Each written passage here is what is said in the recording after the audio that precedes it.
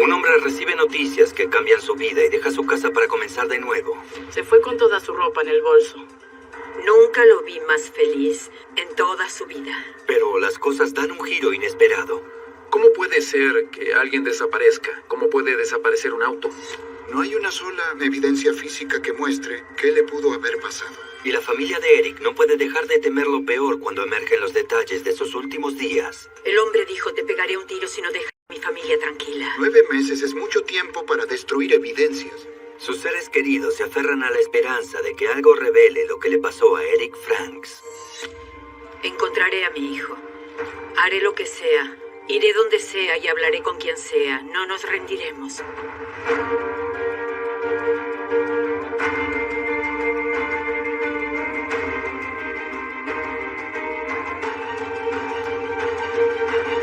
Desaparecidos.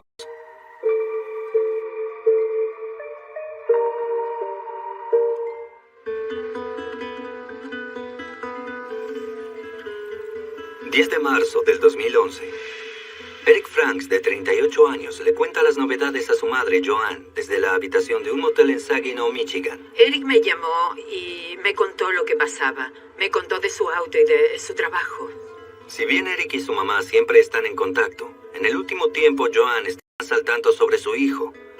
5 meses antes, al separarse de su esposa, Eric deja su casa de Archbold, Ohio, y se va a Michigan. Desde ese momento, hace trabajos extraños y vive en un motel mientras intenta comenzar una nueva vida.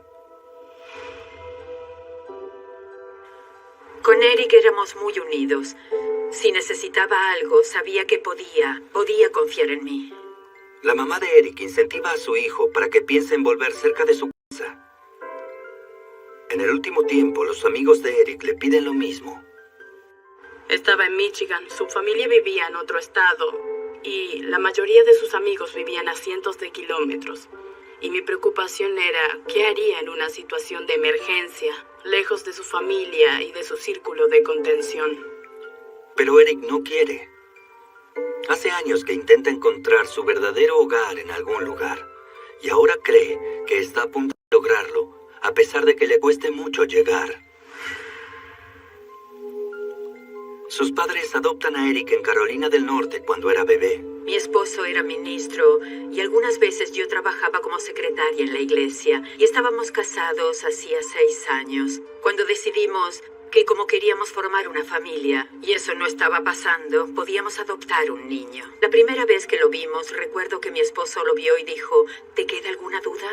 Y nos enamoramos de él al instante. Y a pesar de que después pude concebir y que tuvimos una hija, lo amamos igual.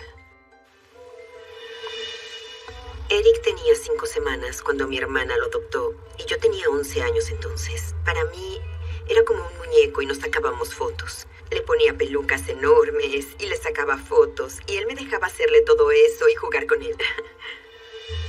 La familia se muda a Tennessee, donde el esposo de Joanne, Jim, se hace cargo de la iglesia local. Por ser el hijo del pastor, Eric era un poco inconformista. En la secundaria no estábamos en el mismo grupo de amigos. Creo que era una buena niña. Eric siempre aparentó ser más grande. Tenía personalidad, era divertido e inteligente. Era fácil que te atrape su energía. Cuando Eric hablaba de algo, era muy apasionado y hacía que te conectaras con él. Era de los que les encantaba hablar de política y religión. En general no estábamos de acuerdo, pero le gustaba hablar de todo eso. Cuando crece, Eric quiere ser guionista o director de cine. Cuando era un adolescente, quería pertenecer a ese negocio. Con una de sus novias en aquel momento, se filmaban en casa, como si vivieran allí. Era algo muy bonito. Su familia recuerda cuando a los 19 años Eric comienza una relación con una muchacha llamada Kendra. Trabajaba en un centro comercial en Nashville, Tennessee, y conocía a una muchacha de pelo largo que trabajaba media jornada. Y la verdad no lo recuerdo, pero Eric me dijo, mamá, preséntame a Kendra. No dudo de que lo hice, porque era hermosa y él también. La pareja se hace cada vez más unida, en especial cuando Eric se muda de la casa de sus padres. En ese momento no sabía que estaban saliendo tan en serio, y con solo 19 años ya tenía un departamento con un amigo. Así que no sabía con quiénes salía, ni tampoco sabía que estaban tan enamorados. Pero Kendra le rompe el corazón a Eric cuando se muda a Michigan con un exnovio y pierde contacto con ella. Me contó que ella se le había escapado. Era perfecta. Ella asumió la responsabilidad por la ruptura de la relación e hizo una gran búsqueda interior para estar mejor. Eric no va a la universidad, pero sueña con trabajar en la industria del cine. Entonces, se muda a Los Ángeles. Siempre quiso vivir en California. Lo que fue 4 veces, le encantaba, pero no podía costearlo. A los 26 años, Eric vive en Tupelo, Mississippi, y aún busca un hogar y una familia. Parece haber encontrado todo cuando se casa con una mujer llamada Gail, que ya tiene un hijo pequeño. Su esposa tenía un hijo que Eric consideraba suyo, porque el niño era muy pequeño cuando él se casó con Gail. Y eran muy felices juntos. Por fin, está viviendo la vida estable con la que siempre soñó. Luego, a principios del 2006, el mundo de Eric comienza a derrumbarse. Primero, sufre una pérdida personal devastadora. Lo llamé al trabajo para hablar con él y le conté que su papá había muerto.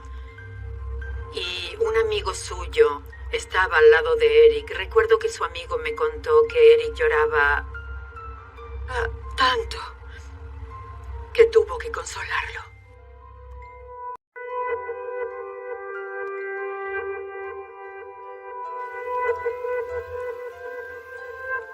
Dos años después, la economía estalla y Eric pierde su trabajo de mantenimiento en el centro comercial. En 2008, el centro comercial se derrumbó y cayó en picada y era difícil encontrar trabajo. Eric decidió que quería dejar Tupelo y pensó que mudarse donde yo me había mudado, en Ohio, estaría bien, que sería bueno para su economía y para estar cerca de mí y su hermana. Pero ni siquiera la reubicación evitó que la vida de Eric se desenredase. Después de 4 años, su matrimonio se está deteriorando. Eric lucha por mantener su nuevo trabajo y su estrés financiero pone mucha presión a la relación. En busca de un escape y consuelo, recurre a las redes sociales para ponerse en contacto con viejos amigos. En el 2009, de la nada, recibí una solicitud de amistad de Eric en Facebook. Acepté la solicitud y nos contamos todo durante 2 días, y después de eso empezamos a hablar con mucha frecuencia.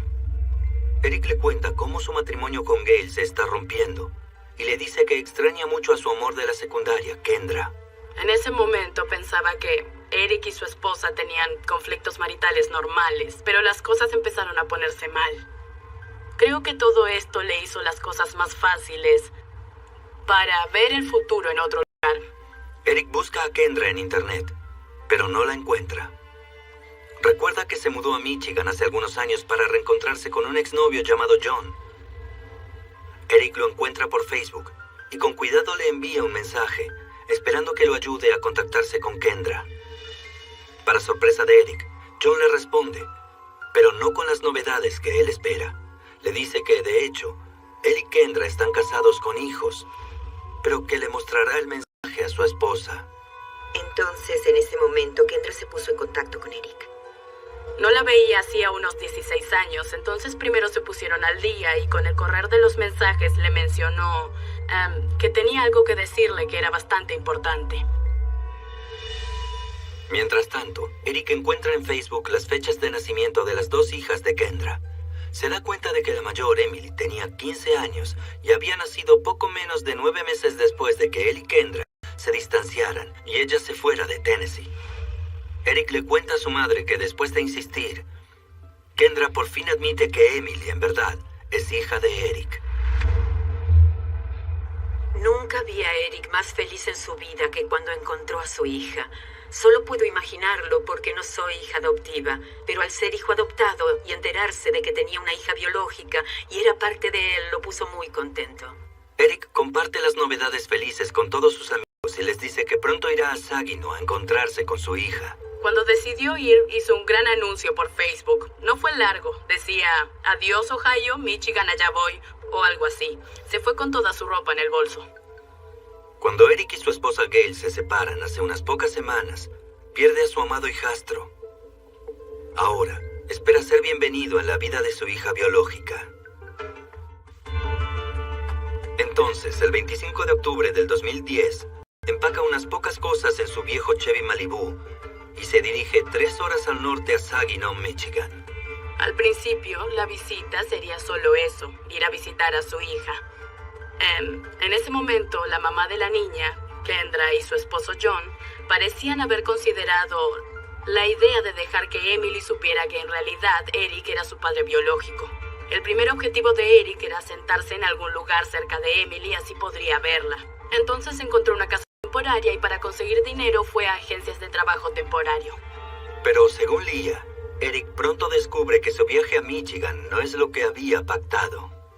Eric me envió muchos mensajes cuando llegó a Michigan. Estaba confundido por la manera en la que Kendra lo trataba, porque lo mantenía alejado y con frecuencia ni siquiera le hablaba y ni le enviaba mensajes.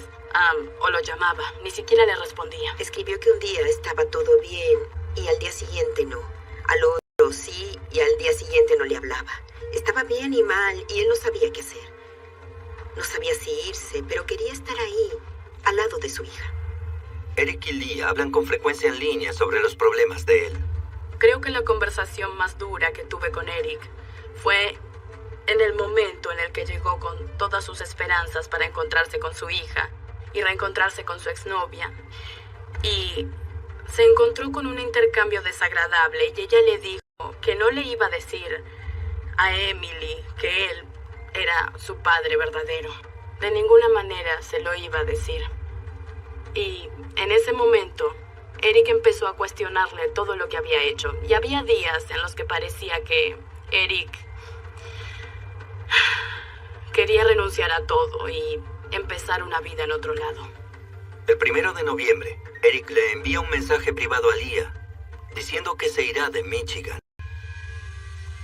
Me escribió: tendré que empezar mi vida en otro lado, tal vez vuelva a Tupelo o tal vez intente en otro lado. Solo 3 días después de que le envió el mensaje a Leah sobre su plan para irse de Michigan, encuentra una razón para quedarse. Recuerdo que volví de trabajar y en Facebook había un mensaje privado para mí y eran 4 palabras. Conocí a mi hija. Desde ese día en adelante, cambia la perspectiva de Eric sobre Michigan. 5 meses después, Eric comparte grandes novedades con su mamá.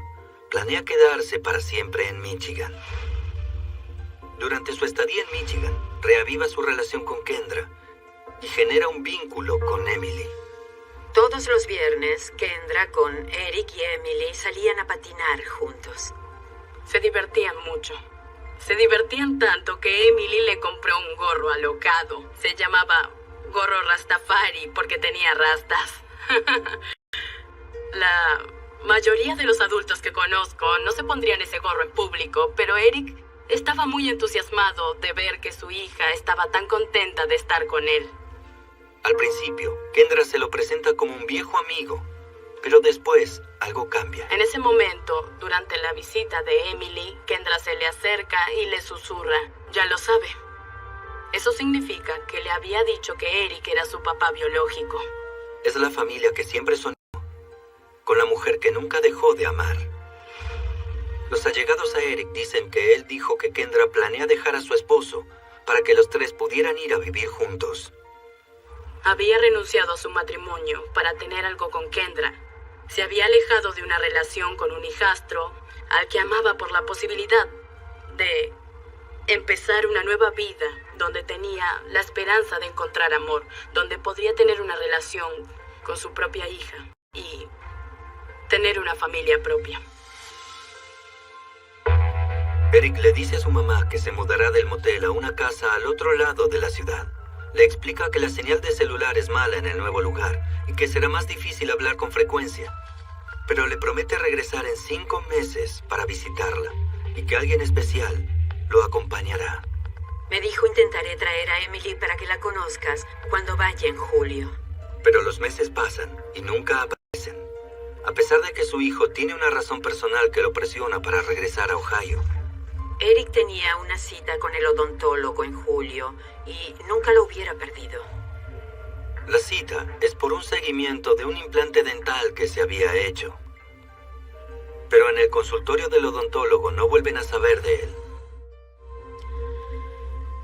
Le envié un correo y le dije: si no llegas a venir, porque estaba preocupada, porque estaba todo pago y no era amigo. Tienes que estar seguro de que puedes hacértelo en Michigan. Y entonces me respondió, lo haré, lo haré. Yo no sospechaba nada y le contesté, bueno, entonces hazte el implante. Desde que Eric le dice en marzo que se muda a un área donde había mala señal de celular, Joan está acostumbrada a dejarle mensajes y que después le responda por correo. No diría que estaba preocupada cuando veía los mails porque pensaba, me responde, nos estamos comunicando. Tal vez su teléfono no funciona bien, pensé, está todo bien. Aún así, la mamá de Eric no puede dejar de preguntarse por qué su hijo dejó de llamarla.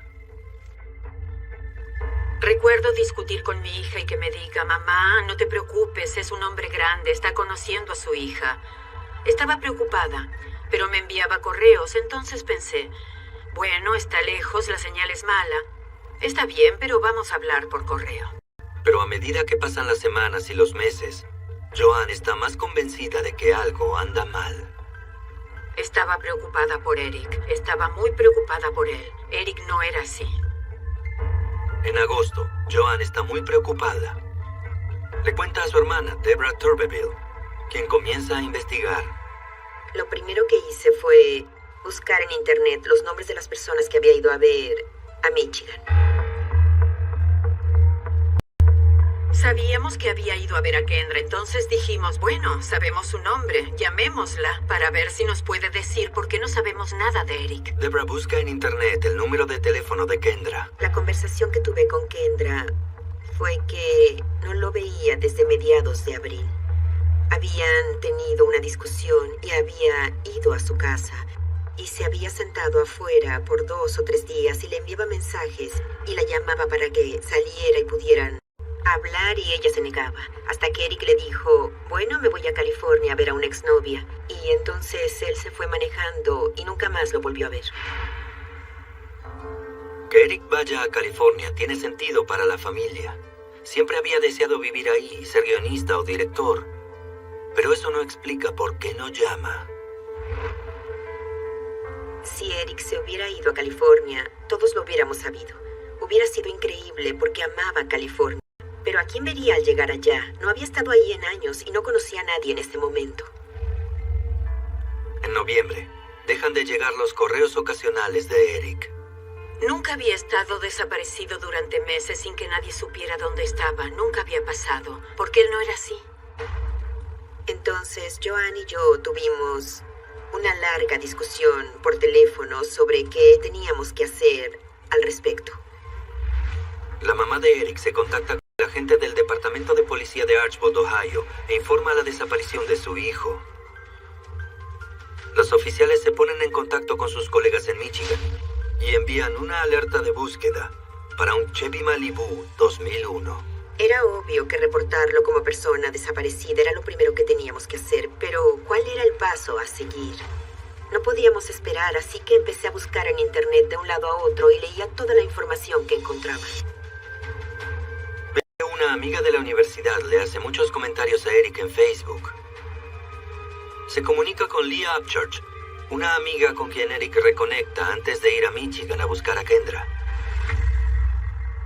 La verdad es que ya no contaba los meses que no tenía noticias de Eric.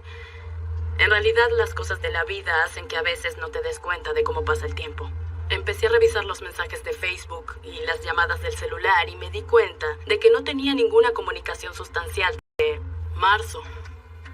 Leah mira el Facebook de Eric para ver si hay rastros de dónde pudo haber ido.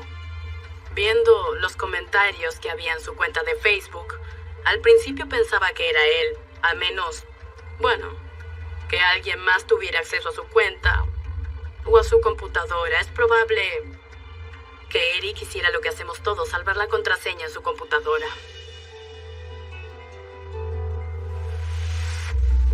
Entonces, se acuerda de una historia que Eric le contó cuando vivía en el motel de Saginaw. Había una mucama en el motel y Eric era, por naturaleza, un hombre muy seductor y pienso que ella pudo haberlo tomado demasiado en serio y pasaba horas en su habitación, mucho tiempo. Golpeaba su puerta, entraba y le preguntaba cómo estaba y en un momento le empezó a hacer proposiciones que no eran muy bienvenidas. Según Leah, esta relación de coqueteo pudo haber ido muy lejos para Eric. Le enviaba fotos personales y en ese momento ya era demasiado para Eric. Además, en verdad, estaba ahí por Kendra. Saben, no estaba buscando a nadie más. Leah dice que Eric también sabía que la mucama estaba casada. Eric tenía la impresión de que el hombre tenía algunas conexiones indeseables en la ciudad y él no quería que hubiera ningún malentendido. ¿Pudo esta relación de coqueteo despertar celos letales? 22 de noviembre del 2011. 6 días después de que Joan Franks informe la desaparición de su hijo Eric Franks, al fin recibe un correo de su cuenta. Pero hay algo en el mensaje que le parece sospechoso. No creía que fuera él. Pensé, espero que sea él, pero en el fondo sabía que no era él. El correo explica que por fin está recuperado y con un techo donde vivir. La última vez que había hablado con Eric planeaba mudarse del motel. Entonces para mí ese correo no tenía sentido porque nunca me había dicho que estuviera mal y que no tenía un techo donde vivir. El correo también incluye un nuevo número de teléfono. Joan llama de inmediato.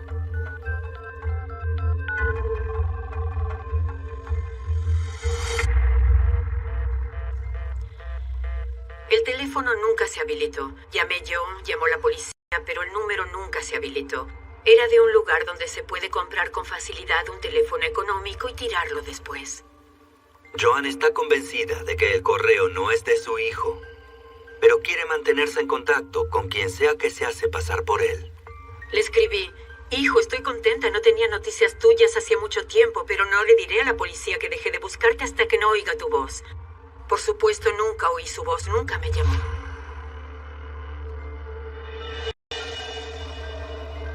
Diez meses después de que ninguna llegado a Eric hable con él, asignan el caso al detective Sean Waterman. Lo que hacía que el caso fuera diferente es que parecía ser muy cercano a su familia y no sabían nada de él. Entonces, ¿qué pasó? ¿Algo turbio en la investigación? No sabemos, pero hay que averiguar. Estamos en la calle del aeropuerto en Township, justo al lado del aeropuerto Harry Brown, y eso es significativo porque es la exnovia de Eric y su esposo. Vivían con Emily, hija de Eric. Fui a la casa y conseguí contactarme con el esposo. Me dijo que nunca había visto a Eric y que no lo conocía, pero que sabía que su esposa había estado yendo al motel en aquel momento. No parecía estar muy contento al respecto, pero estaba al tanto y también sabía que estaba queriendo conocer a su hija. Waterman también habla con Kendra. En ese momento, Kendra me dijo que no veía a Eric desde marzo de 2011. Dijo que lo ayudó a mudarse y que después se marchó a California y que esa fue la última vez que lo vio. Esta historia se contradice con lo que la tía de Eric, Deborah, dice que Kendra le cuenta cuando hablaron hace 5 meses. En ese momento, Kendra dijo que la última vez que vio a Eric fue en marzo en el motel y no en abril en la puerta de su casa como le dijo a Deborah. John y Kendra niegan estar involucrados en la desaparición de Eric. La próxima parada del detective Waterman es en la antigua habitación del motel de Eric. Revisé la habitación en la que Eric dormía y, para ser sincero, miré por todos lados para ver si había algún tipo de manchas, de sangre o alguna mancha que se haya intentado borrar. No había nada.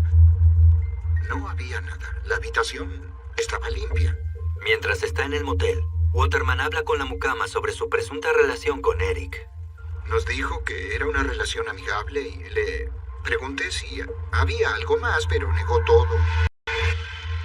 Y el señor Franks le dijo que a su novia no le gustaba que hablara con ella.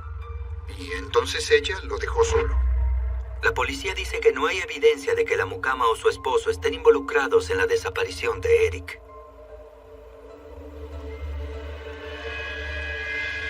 Después, Waterman habla con el dueño del motel. Le dice al detective que la última vez que vio a Eric Franks fue el 14 de marzo del 2011. Pagó por adelantado la siguiente semana y nunca regresó. Desapareció. Una semana más tarde, ve a alguien limpiando la habitación, pero no es Eric.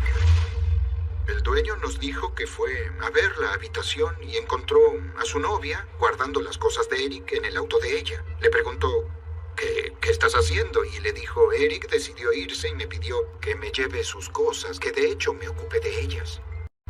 Por supuesto que la novia me dijo lo opuesto. Me dijo, no, eso no fue lo que pasó.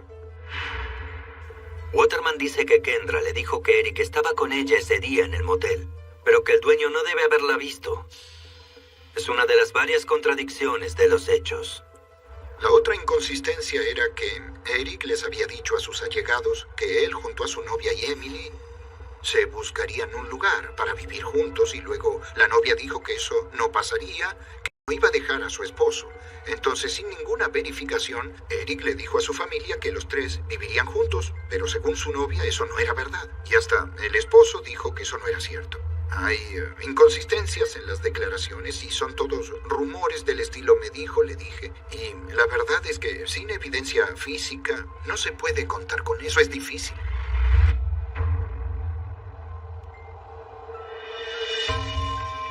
Tres meses más tarde, Kendra, su esposo y las dos hijas se mudan a Florida. No vuelven a interrogar a John y Kendra. Sin evidencia física, el detective Waterman mira con más detenimiento los rastros digitales que deja Eric. Waterman toma el último correo que Eric le envía a la madre desde su cuenta para ver si puede rastrear su ubicación física. Intenté rastrear el IP de ese correo para ver si podíamos encontrarlo. Lo único que descubrí fue que lo envió a una red Wi-Fi de una casa de comidas rápidas. La red abierta de la casa de comidas significaba que cualquiera, Tom, Dick o Harry, pudo haberse conectado a esa red y enviado el correo. Las grabaciones de seguridad del restaurante de comidas rápidas ya no están disponibles. El siguiente paso del detective Waterman es verificar las grabaciones de teléfono de Eric, pero no ayudan a aclarar nada. El 21 de marzo del 2011, 11 días después de que Eric habla por última vez con su mamá, hay un par de llamadas salientes de su teléfono. Después de esto, el teléfono se queda mudo. No había llamadas salientes en el teléfono. No contestaba las llamadas entrantes. La gente lo llamaba, pero nadie atendía el teléfono. Luego, 2 semanas más tarde, el 5 de abril, el teléfono de Eric de pronto comienza a hacer llamadas, pero ninguna a su familia o a Kendra. Había llamadas salientes de su teléfono. ¿Dónde estuvo durante esos 14 días o qué fue lo que pasó? Alguien había activado el teléfono. Entre esas llamadas, muchas son a desarmaderos de autos en Michigan. Llamé a cada desarmadero de autos a los que había contactado desde el teléfono de Eric. Les di información sobre el auto y pregunté si había ido allá. Por desgracia, los registros son cuestionables, por lo que estos tipos no podían decirme si el auto había ingresado. Waterman continúa buscando en la lista de llamados y encuentra lo que podría ser una pista prometedora. Había una llamada a una clínica dental en Saginaw y cuando llamé me dijeron que Eric no era un paciente regular de ese lugar. Pero sí le cuentan al detective el nombre de una paciente que le resulta familiar, la exnovia de Eric, Kendra. Hablé con ella al respecto y me dijo que nunca hubiera usado el teléfono de Eric para llamar a su odontólogo. Bueno, es fácil decirlo. La policía me lo contó y les dije, él no hubiera ido ahí porque no es de su plan social y hubiera tenido que pagar extra para que lo atendieran allí. No necesitaba ir al odontólogo de ella. Waterman intenta con los demás números de la lista para ver si alguien recuerda haber hablado con Eric. Procuramos rastrear algunos de los números, algunos no pudimos identificarlos, muchos otros eran de comercios, así que no podíamos asegurar que Eric fuera quien hizo las llamadas. No había evidencia. Ninguna de las llamadas es a los celulares de John o de Kendra o a su casa. La policía no tiene conexión directa entre la pareja y la actividad del celular. 4 meses después de activarse, el teléfono se apaga y nunca más se vuelve a usar. Al consultar la torre de señal de celulares, Waterman confirma que el teléfono nunca salió de Saginaw, Michigan. El teléfono sigue en el área. ¿Dónde está Eric? ¿Quién tiene su teléfono? ¿Quién hace las llamadas? Octubre del 2012. Hace 11 meses que informaron que Eric Franks está desaparecido. Los investigadores avanzan muy poco. Entonces Joan y su hermana, Debra, van a Saginaw para pegar carteles de Eric y apelan al público mediante el noticiero local. Es octubre del 2012 y nadie ve a Eric Franks de 38 años hace más de un año. La investigación policial necesita encontrar pistas sólidas. Después de varios testigos dan declaraciones inconsistentes, la familia de Eric decide que es momento de actuar.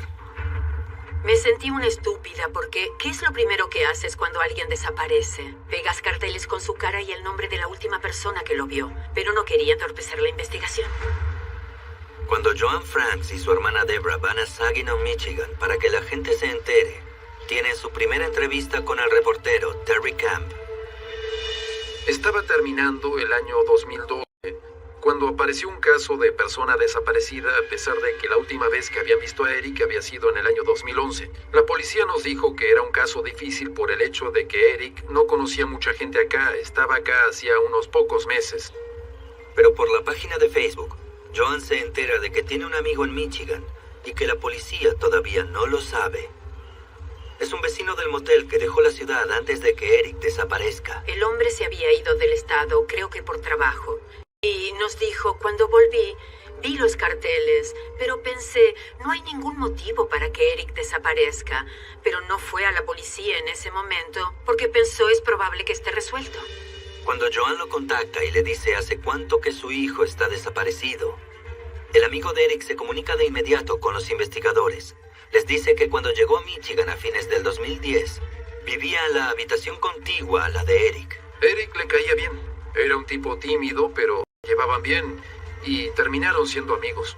Los dos hombres están separados de sus mujeres. A los dos les gusta la lectura y los de otra ciudad.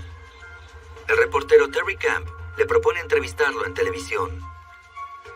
Él accede, pero solo si no revelan su identidad. Pienso que estaba preocupado porque en ese momento creía que había algo turbio. Por eso quería seguir permaneciendo en el anonimato. Ellos discutieron. Le dice al reportero lo mismo que a la policía. Dijo que sabía que Eric había visto a su hija Emily por primera vez y estaba muy entusiasmado con eso, y también dijo que el hecho de que Eric entrara en la vida de Emily trajo problemas entre Eric y Kendra acerca de cómo funcionarían las cosas, y eso trajo muchas discusiones. El ex vecino de Eric también dice que cree que John, el esposo de Kendra, estaba molesto con la presencia de Eric en Saginaw. Relata haber presenciado una confrontación particular entre Eric y John. Llegó manejando al hotel y frenó de golpe. Se bajó a los gritos del auto y empezó a amenazar a Eric.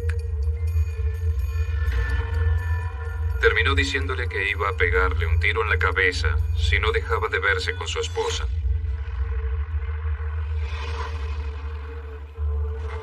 Estos dichos se contradicen con lo que el esposo de Kendra le dice a la policía 11 meses atrás. Había un testigo que había visto una discusión en el motel entre John y Eric. Y eso se contradecía con las declaraciones de John de que no conoció a Eric. Después de declarar, John, Kendra y sus hijas se mudan a Florida, y eso hace difícil que la policía pueda interrogar a John. No había absolutamente nada que le impidiera irse de la ciudad. Solamente son sospechosos en una investigación. En ese momento no había cargos contra ellos. Entonces podían irse del estado y eso hicieron. Creo que intentaron parecer cooperativos al devolver las llamadas, pero definitivamente dificultaron la investigación al mudarse a cientos de kilómetros. Si Eric era víctima de algo oscuro, su madre cree saber el posible motivo. Kendra me dijo que ella pensaba que Eric había heredado $1 millón al morir su papá. De acuerdo con Joan, Kendra también dijo que Eric le había prometido a su hija Emily que heredaría el dinero. De todas maneras, primero, tengo que morir yo para que mis hijos hereden sea lo que sea que tengamos con mi esposo. Mis hijos heredaron algo cuando su papá murió. Pero yo tengo que vivir, así que no tiene sentido que ellos vayan a heredar todo. Pasa el segundo año sin señales de Eric. Al fin, en enero del 2013, la Policía Estatal de Michigan se hace cargo y trae nuevas fuentes al caso. La policía de Buena Vista hizo un excelente trabajo en la investigación del caso. Solo que es un caso sin un cuerpo. No podemos encontrar a Eric. Y es un caso difícil para cualquier investigación. Pero cuando buscan en un nuevo lugar, la policía espera al fin revelar la verdad. Mayo del 2013. Hace más de 2 años que nadie ve a Eric Franks de 38 años. Con el suelo ya sin hielo en Michigan, la policía estatal por fin puede usar perros para buscar rastros de Eric en la propiedad que una vez fuera de Kendra, su esposo John y la hija de Eric. Llevaron uno de los perros para hacer una búsqueda en la casa cercana al aeropuerto donde vivían John y Kendra en el momento que desapareció Eric. Podrían haberlo matado y enterrado en esta propiedad. El perro no encontró nada y la búsqueda no arrojó ningún resultado. Es otro callejón sin salida para los investigadores. No quiere decir que no esté en algún lado de la propiedad o que no estuvo en algún momento. Solo quiere decir que el perro no encontró nada ese día. De vuelta en Ohio, la madre de Eric sigue con la esperanza de encontrar respuestas. En abril del 2014, su hermana Debra le cuenta algunas novedades llamativas. Descubrimos por internet, a través de Facebook, que supuestamente la hija de Eric tenía cáncer de mama. Le diagnostican a la muchacha de 18 años un tipo de cáncer raro y muy agresivo. Joan también se entera de que a Kendra le diagnostican el mismo tipo de cáncer. Tenía 2 hijas. Me sentí muy mal por ella. No importa qué clase de persona sea, el cáncer es algo horrible. Joan y su hermana Debra deciden volar a Florida 2 meses más tarde. No solo esperan encontrar más pruebas sobre lo que le pasó a Eric, sino que también Joan quiere conocer a su nieta con desesperación. Empezamos a preocuparnos por la posibilidad de que le pasara algo y que Joan nunca pudiera verla y hablar sobre Eric. Llamé a la hija de Eric y le dije que me había enterado que tenía cáncer y que me había puesto muy triste y quería donarle algo de plata para ayudarlas en la lucha contra la enfermedad en nombre de Eric. Y me respondió de manera muy agradable y suave: estoy con mi novio, ahora estamos cenando. Y le respondí: bueno, ¿quieres que te llame otro día? Y me dijo: tengo tu número, te llamaré. Y le dije: quiero conocerte. Y dijo: tengo que pensarlo. Pasan algunas horas sin una llamada, pero entonces llega un mensaje. No creo que haya sido de ella, porque había sido tan agradable y educada, y el mensaje decía: soy Emily, estaría muy agradecida si nunca más intentas comunicarte conmigo. Cuando leí el mensaje pensé: bueno, entonces me voy, y nos volvimos a casa. Joan vuelve a Ohio con el corazón roto y sin información nueva sobre su hijo desaparecido. En septiembre del 2016, recibe novedades demoledoras. Kendra había muerto de cáncer. Me hizo sentir mal del estómago pensar que odiaba que esa mujer hubiera muerto. Murió con mucha información horrible en su cabeza, que podría haberle dicho a la policía y ellos podrían haberla interrogado. ¿Qué quisiste decir con eso? ¿O por qué le dijiste esta historia a él y otra historia al otro? Kendra podría ser la última persona que haya visto a Eric y su familia cree que la mayor esperanza de tener alguna respuesta se ha ido para siempre. Joan le envía un mensaje a Emily con sus condolencias, pero no recibe respuesta. Dice que no volvió a saber nada de su nieta. La lista de gente que conocía a Eric acá se acorta. Entonces alguien tiene que venir con respuestas pronto, o lo que haya pasado con Eric Franks será un misterio de una década. El caso continúa en la Policía Estatal de Michigan, quienes tienen muy poco para continuar. Eric y su Chevy Malibu 2001 están desaparecidos desde marzo del 2011. El mayor problema es que no hay un cuerpo. El segundo problema es que no tenemos un auto. Este es un caso circunstancial por completo. No tenemos evidencias físicas que indiquen que Eric esté o no con nosotros. Lo que sí tenemos son muchas declaraciones extrañas y muchas cosas que no tienen sentido. Hasta el día de hoy, Joan, Debra y el resto de sus familiares y amigos siguen pegando carteles, publicando en Facebook y asisten al evento anual de personas desaparecidas en Michigan. Empezamos a hacer el evento en Michigan en el 2011, el mismo año que Eric desapareció, y fue uno de los casos que primero tomamos en el evento inicial. Tenemos que volver a hablar con los vecinos, con sus vecinos de la casa de al lado. Les mostramos una foto de Eric y nunca lo vieron. Soy parte de una familia a la que no quisiera pertenecer, una familia con desaparecidos. Están para apoyarse entre ellos. Y es bueno para muchos de los detectives que piensan que estos casos de desaparecidos no son importantes.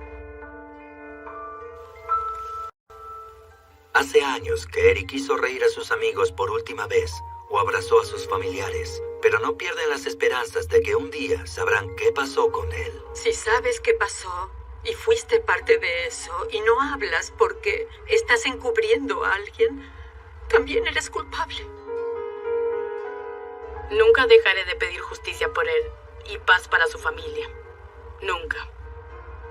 Y tampoco voy a olvidarlo.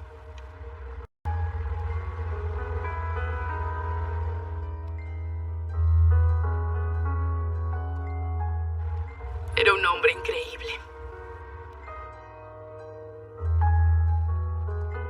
Quiero encontrar a mi hijo. Haré cualquier cosa, iré a cualquier lado, hablaré con quien sea. No renunciaremos.